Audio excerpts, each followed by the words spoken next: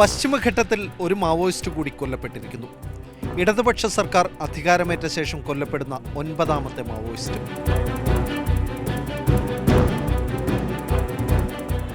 അയ്യങ്കുന്നിലെ വെടിവെപ്പിൽ 2 പേർക്ക് പരിക്ക് പറ്റിയെന്നും ഒരാൾ മരിച്ചിരിക്കാമെന്നുമുള്ള സാധ്യതകൾ പറഞ്ഞത് പോലീസായിരുന്നു. വെടിവെപ്പിന് പിന്നാലെ പോലീസ് വനം വളഞ്ഞു. ചികിത്സാ കേന്ദ്രത്തിലേക്ക് എത്തിക്കാൻ കഴിയാതെ കവിത മരിച്ചിരിക്കാനാണ് സാധ്യത. എന്നാൽ ഇക്കാര്യങ്ങളിലെല്ലാം മൗനം പാലിക്കുകയാണ് പോലീസ്. ഏറ്റുമുട്ടലുകളിൽ സംശയമുന്നയിച്ചിരുന്ന, തിരുത്താൻ ശ്രമിച്ചിരുന്ന പലരും ഇന്ന് നിശബ്ദരാണ്.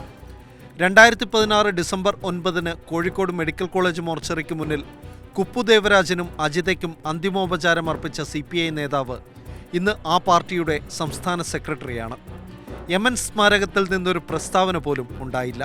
കബനിദളം കമാൻഡർ CP മൊയ്തീന്റെ നേതൃത്വത്തിലെത്തിയ മാവോയിസ്റ്റുകളാണ് തിരുനെല്ലിയിൽ പോസ്റ്റർ പതിച്ചത്. പോലീസ് ഏറ്റവുമധികം തിരയുന്ന നേതാവ് തന്നെ പോസ്റ്റർ പതിക്കാൻ വന്നത് എന്തുകൊണ്ടാവും? കബനിദളത്തിൽ അവശേഷിക്കുന്നവരെ പുറം ലോകവുമായി ബന്ധിപ്പിക്കുന്ന കണ്ണികളെല്ലാം മുറിഞ്ഞെന്നാണ് സൂചന. കാട്ടുതീ പോലുള്ള പ്രസിദ്ധീകരണങ്ങളിലൂടെ വാർത്ത അറിയിക്കുന്ന പതിവ് ഉപേക്ഷിക്കാനും മറ്റൊന്നാവില്ല കാരണം. മാവോയിസ്റ്റുകൾ ആക്രമിച്ചപ്പോൾ പ്രത്യാക്രമണം നടത്തിയെന്ന പോലീസ് വിശദീകരണം എത്രത്തോളം വിശ്വാസത്തിലെടുക്കാനാവും?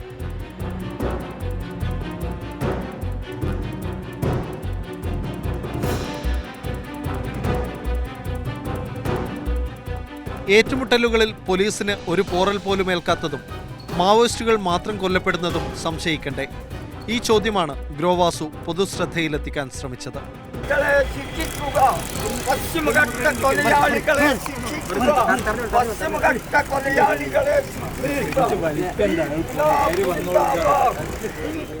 പക്ഷേ ഒറ്റപ്പെട്ട ശബ്ദങ്ങളെല്ലാം അങ്ങനെ തന്നെ ഒടുങ്ങുന്നു.